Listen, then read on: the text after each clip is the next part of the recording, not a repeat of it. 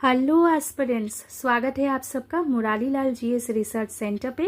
Aspirants, अगर आप SSC MTS examination की तैयारी कर रहे हैं देन आप इस लेसन को ज़रूर देख सकते हैं।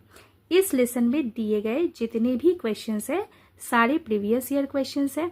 हम लोगों ने प्रीवियस ईयर क्वेश्चंस को क्यों चुना? ताकि आप एक आइडिया लगा सको कि इन क्वेश्चंस को कैसे आंसर करना है। तो चलिए, इस प्रैक्टिस सेट के द्वारा अगर आपके मन में कोई भी डाउट्स रही है in regard of these questions that are, then इसे सॉल्व करते हैं। आपने तो देखा ही होगा कि fill in the blank type से काफ़ी सारे क्वेश्चंस आपको पूछे जाते हैं। तो चलिए, इस प्रैक्टिस सेट के द्वारा कुछ important questions related to fill in the blank and choosing of appropriate option देख लेते हैं in regard of various topics like prepositions, noun, parts of speech, phrasal verbs and अंत में एक क्लोज टेस्ट तो बनता ही है। तो चलिए, बने रहिए इस लेसन पे and without wasting our time let us start the lesson. Select the most appropriate option to fill in the blank. So आपको क्लियरली इंस्ट्रक्शन क्या दिया गया? That you have to find out the appropriate option from the given option. He generally avoids arguments as he is dash by nature. पहले हम लोग देखेंगे इस action word को, मतलब इस वर्ब को। फिर हम लोग देखेंगे इस वर्ड को, दैट इज नेचर। ठीक है, यहाँ पे बाय नेचर मतलब क्या मीन करने की कोशिश कर रहे हैं? कैरेक्टरिस्टिक्स। ठीक है, कैरेक्टरिस्टिक्स। एंड अवॉइड्स का क्या मतलब है? Means when you are not interested, right, that time only you are avoiding. Clear? So आपको यहाँ पे एक एप्रोप्रिएट वर्ड चूज करना है फ्रॉम द गिवन ऑप्शन। देखिए, अब कोई नेचर वाइज क्वेश्चनेबल है, मतलब तो वो खुद ही डाउट में है। ठीक है, तो ये तो होगा नहीं। क्विक माइंडेड का क्या मतलब है भाई?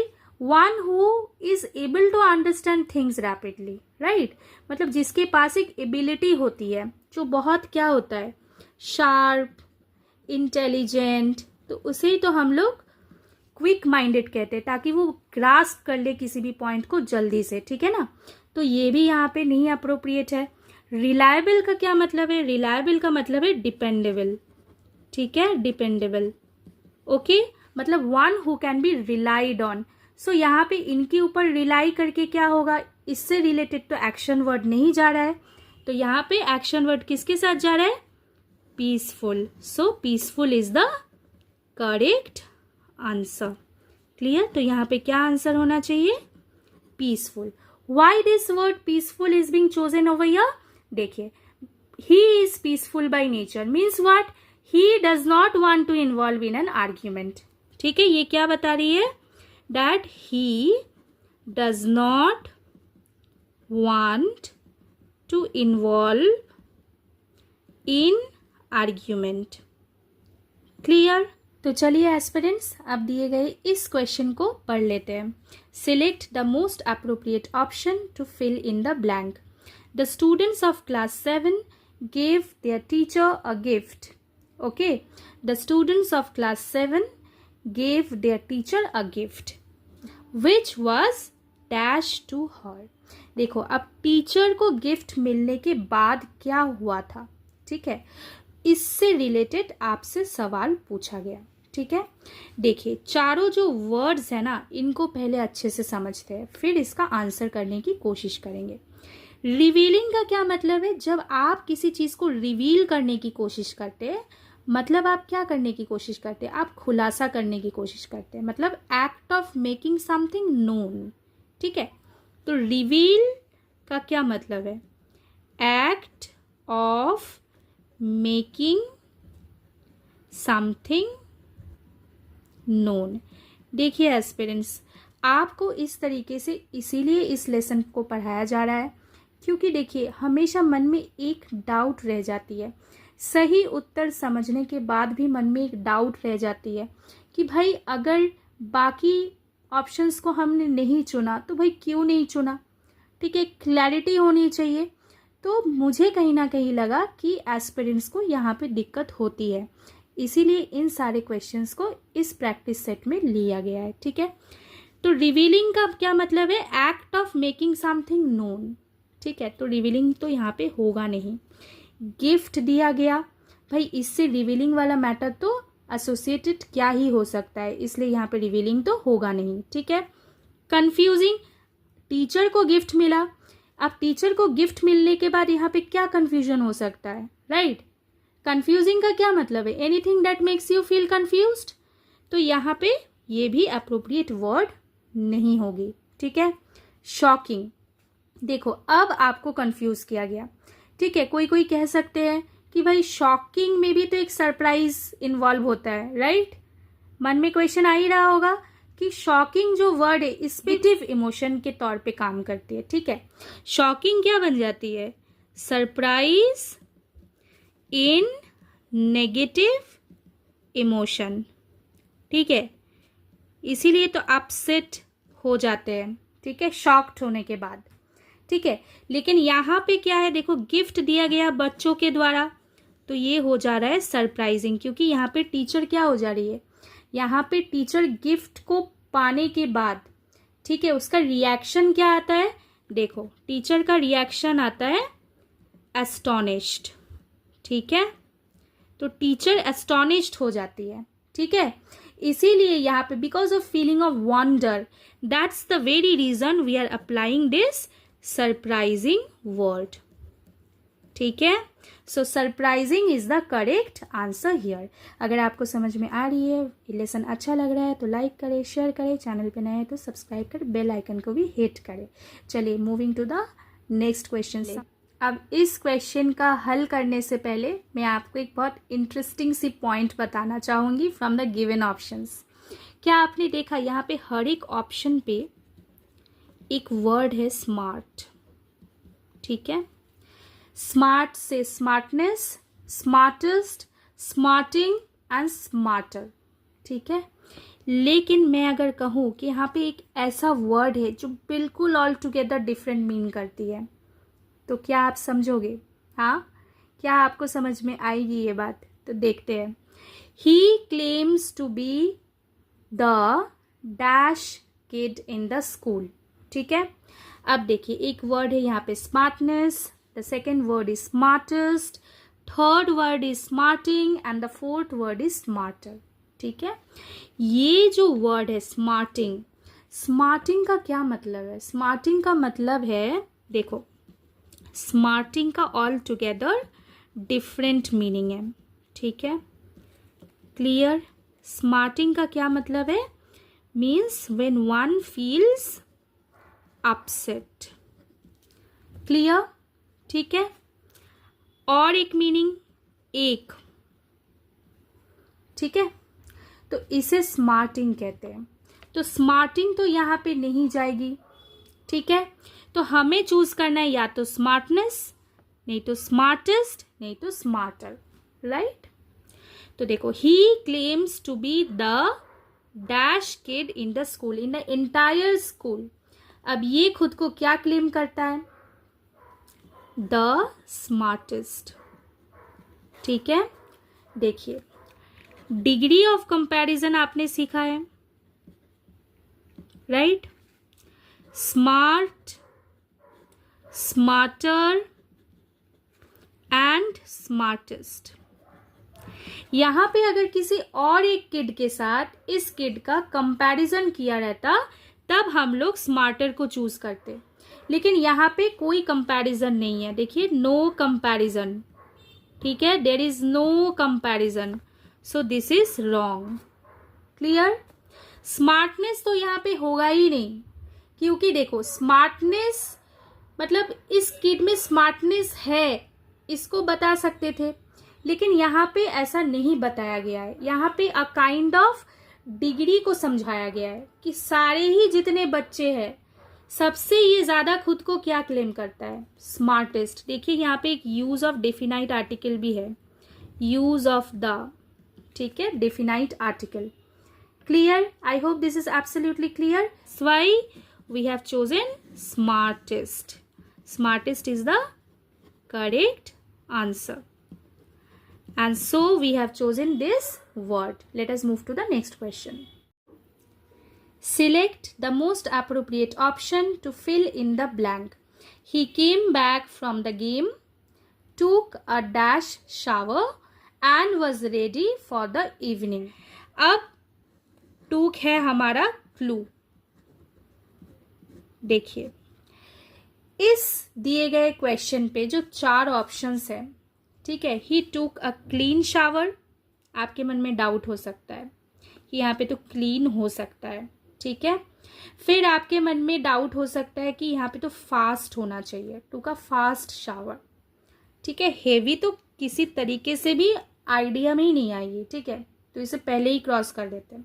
फिर आपके मन में डाउट हो सकता है इसमें तो क्विक वर्ड हो सकता है, ठीक है, क्योंकि उसको रेडी भी होना है फॉर द इवनिंग, राइट.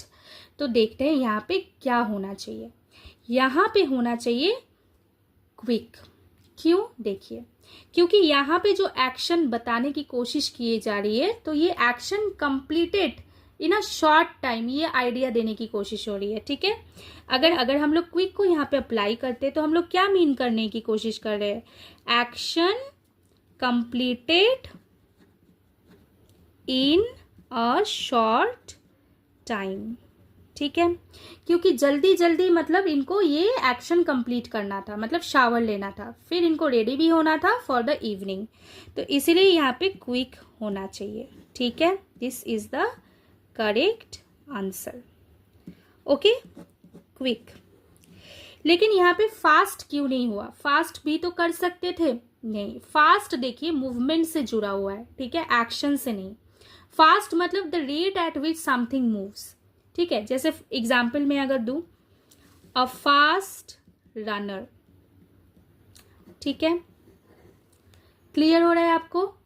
या फिर आप बोल सकते हैं ही वॉक्स फास्ट, ठीक है, क्लियर. एक एडजेक्टिव, एक एडवर्ब. लेकिन यहाँ पे क्विक को क्यों अप्लाई किया गया? जैसे आप एक एक्शन समझाने की कोशिश कर रहे हैं, एक एक्शन आप समझाने की कोशिश कर रहे हैं जिसे कंप्लीट किया गया, completed in a short time. जैसे बोलते हैं ना हम लोग, एक एग्जाम्पल देती हूँ, देखिए, अ क्विक डिसीजन टेकन, ठीक है. मतलब क्या समझाने की कोशिश किया जा रहा है कि decision taken but in a short time, ठीक है. So shower had been taken but in a short time, clear, because he had to be ready for the evening. चलिए एस्पिरेंट्स, अब इस क्वेश्चन को देख लेते हैं. My sister treats me well in the morning but at night she becomes dash. Blank दे दिया गया, आपको इसे फिल करना है अप्रोप्रिएट वर्ड को देखते हुए, ठीक है. जो मोस्ट अप्रोप्रिएट ऑप्शन है उससे हमें फिल करना है. तो देखिए वर्ड्स क्या है देख लेते हैं. Eloquent, awful, exemplary and acceptable. Eloquent का क्या मतलब है? बोलिए, इलोक्वेंट का क्या मतलब है? इलोक्वेंट का मतलब है when one is able to use language, खुद को बहुत अच्छे से एक्सप्रेस कर पाए, तो उसे हम लोग इलोक्वेंट कहते हैं, ठीक है. तो इलोक्वेंट तो किसी भी मतलब पॉइंट से, आइडिया से हम लोग सोच ही नहीं सकते कि यहाँ पे इलोक्वेंट को हम लोग अप्लाई करेंगे, ठीक है, तो इलोक्वेंट नहीं होगा. एग्जेम्पलरी मतलब क्या? एग्जेम्पलिंग एन एग्जाम्पल, तो एग्जेम्पलरी भी नहीं होगा, ठीक है. अब आपके पास बचती है 2 ऑप्शन. एक है आपका awful and the next is acceptable. हम लोग एक्सेप्टेबल को अप्लाई नहीं कर सकते क्योंकि देखिए यहाँ पे एक कंजंक्शन यूज किया गया बट, क्लियर. इस कंजंक्शन ने डाउट मन में भर दी. इस कंजंक्शन ने क्या भर दी मन में? डाउट, ठीक है. क्योंकि बट हम लोग जब यूज करते हैं ना, it creates a sense of objection, ठीक है, क्लियर. माई सिस्टर ट्रीट्स मी वेल. कब? मॉर्निंग में, मॉर्निंग आवर पे. माई sister treats me well means treats good, ठीक है. But in the evening her behaviour changes, right. It becomes awful means unpleasant. और unpleasant indirectly क्या बताती है? वेरी बैड, बैड, ठीक है. So good, well means what, good, तो bad, तो ऑफुल क्या इम्प्लाई कर रही है, बैड, तो इसीलिए यहाँ पे ऑफुल होना चाहिए। Clear, I hope this is clear to you all. अगर क्लियर हो रही है ना तो लाइक करो, शेयर करो, चैनल पे नए हो तो सब्सक्राइब करो, ठीक है। Let us move to the next question. अब देखिए इस क्वेश्चन में आपको कैसे कंफ्यूज किया गया। Your explanation was simpler dash Rekha's explanation, ठीक है। अब यहाँ पे देखिए योर एक्सप्लेनेशन एक पॉइंट है, ठीक है, एंड नेक्स्ट पॉइंट क्या है, रेखाज एक्सप्लेनेशन, ठीक है। तो चलिए कोर इंग्लिश ग्रामर पे चलते हैं। ग्रामर में हम लोगों ने सीखा है कंजंक्शन, राइट, सीखा है ना आप सब ने। तो कंजंक्शन हमें क्या इम्प्लाई करती है एज पर the given options, then, right. यहाँ पे डैट भी है लेकिन हम लोग दैन को देख रहे हैं अभी, क्यों, क्योंकि यहाँ पे कंपैरिजन है, राइट। जब हम लोग कंपैरिजन की बात करते हैं ना तब हम दैन को अप्लाई करते हैं, ठीक है। तभी तो आप डिग्री ऑफ कंपैरिजन, जैसे she is prettier than me, ऐसा तो दैन, ठीक है, दैन, तो दैन को हम लोग इसीलिए यूज करते हैं। यहाँ पे your explanation was simpler than Rekha's explanation, ठीक है, तो this is the correct option. नजर हटी दुर्घटना घटी, देखो दैन है, थोड़ा सा भी गलती हो जाए, देन अगर आपने देख लिया है और दिन को कर दिया है तो गलत हो जाएगा, क्योंकि दिन तो एक एडवर्ब है भाई, एक टाइम को बताया जा रहा है। देन यहाँ पे क्या इंडिकेट कर रही है, इट इंडिकेट्स टाइम, राइट। तो यहाँ पे तो होगा ही नहीं क्योंकि यहाँ पे कंपैरिजन के बारे में बात की जा रही है, कंपैरिजन, ठीक है। तो इसलिए then is the correct answer. Okay, now let us move to the next question. चलिए एस्पिरेंट्स अब इस क्वेश्चन को पढ़ लेते हैं। The defendant's lawyer argued that his past offences were dash to this case, ठीक है। केस से रिलेटेड मैटर है। लॉयर ने क्या आर्ग्यू किया कि ये जो अक्यूज्ड है इनका जो पास्ट ऑफेंसेस है, ठीक है, ये भी एक पॉइंट है, ठीक है।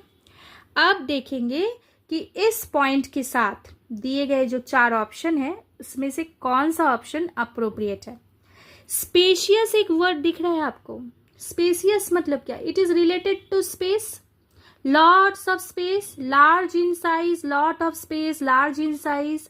तो स्पेशियस तो यहाँ पे केस से रिलेटेड क्या है, नहीं है ना।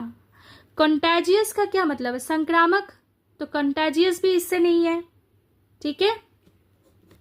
एरोगेंट मतलब क्या है, overly proud of one self, तो एरोगेंट भी नहीं होगा, right.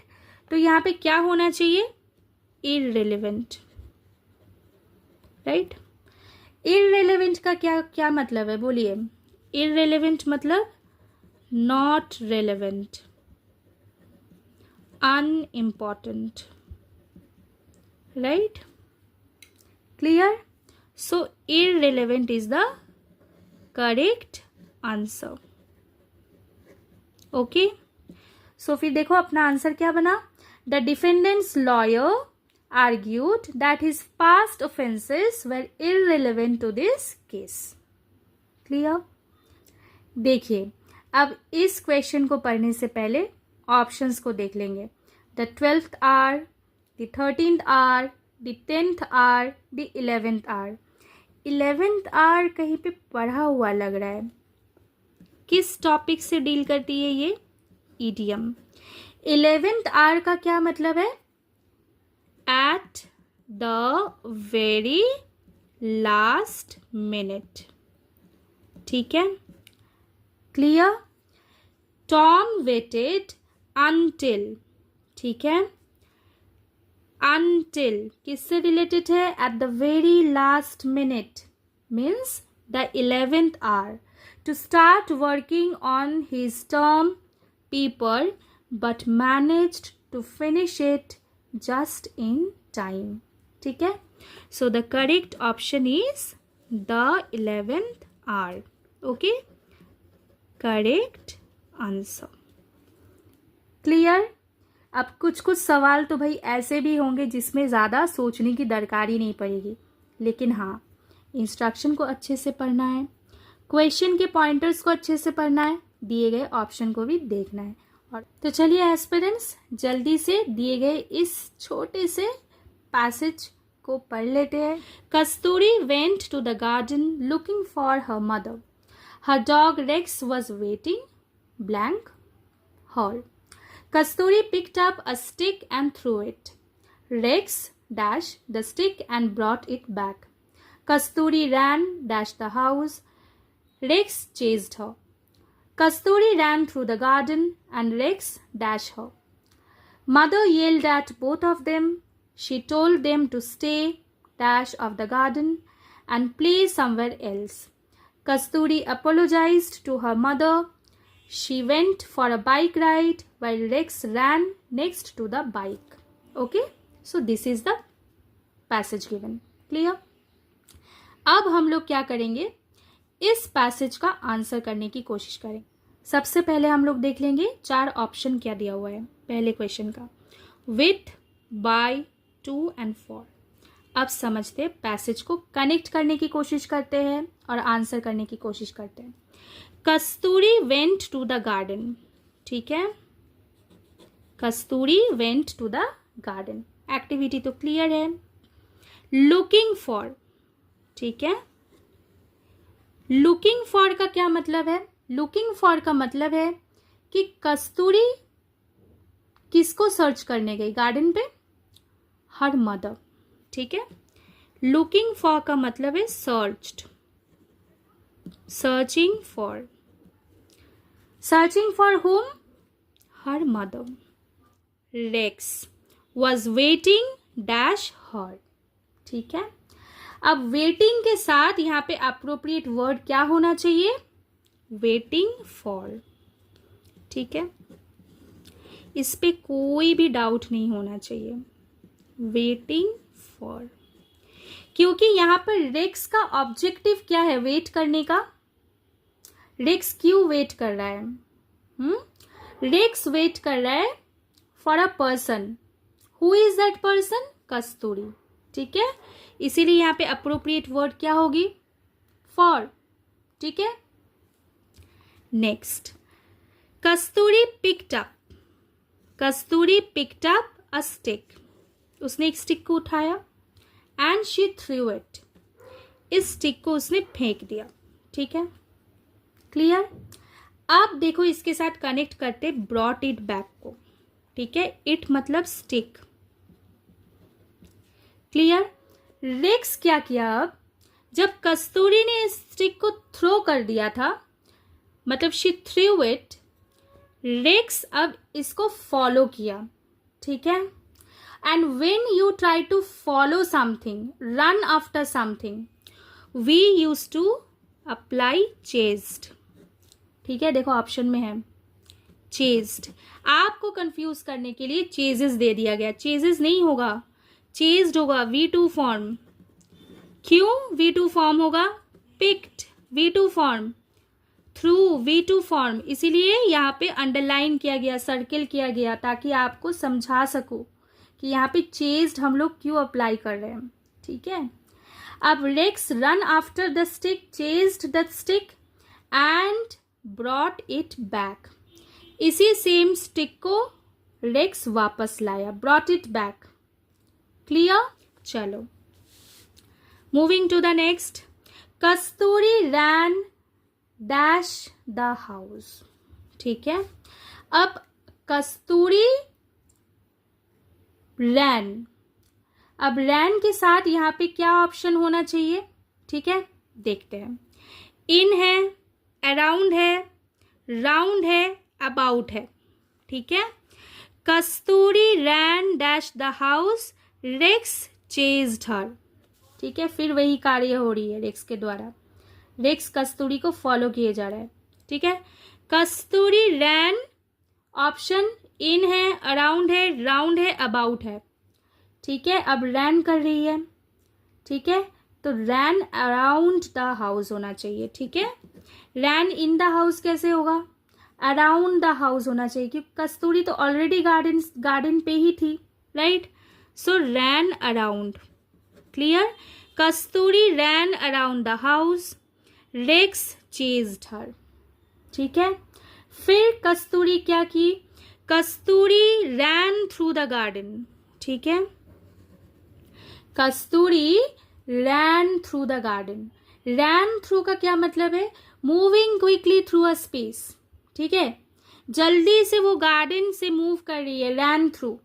And Rex dash her, Rex तो पहले से ही उसको चेज कर रहा था, देखो एक ऑप्शन है यहाँ पे फॉलोड, ठीक है, तो यहाँ पे क्या होना चाहिए answer, followed, Rex followed her, clear. अब देखो मदर का रिएक्शन, इन लोगों को ऐसे देखते हुए, कस्तूरी एंड रेक्स जो बदमाशी कर रहे थे इसको देखते हुए mother yelled at, yelled at का क्या मतलब है, she shouted angrily, she shouted at angry voice, ठीक है। अब इससे रिलेटेड एक वर्ड है येल्ड, रिप्रीमेंड, ठीक है। आप बताएंगे कमेंट करके इसका मतलब या फिर इसका सिनोनिम, ठीक है, या फिर इनका antonym, as per your choice, choice is yours, ठीक है। चलो, she told them to stay, she means Kasturi's mother, ठीक है। Told them to stay dash of the garden, ठीक है। ऑप्शन को देखते हैं, ऑफ, इन, फ्रॉम, आउट। अब चिल्लाई है गुस्से से, तो क्या गार्डन में ही रहने के लिए कहेगी, तो स्टे इन तो होगा नहीं, ठीक है, तो स्टे आउट ऑफ गार्डन होना चाहिए, ठीक है। एंड प्ले समवेयर एल्स, देखो ये जो समवेयर एल्स है ना, ये भी एक क्लू है, ठीक है, कि आपको गार्डन से आउट होने के लिए कहा जा रहा है, ठीक है।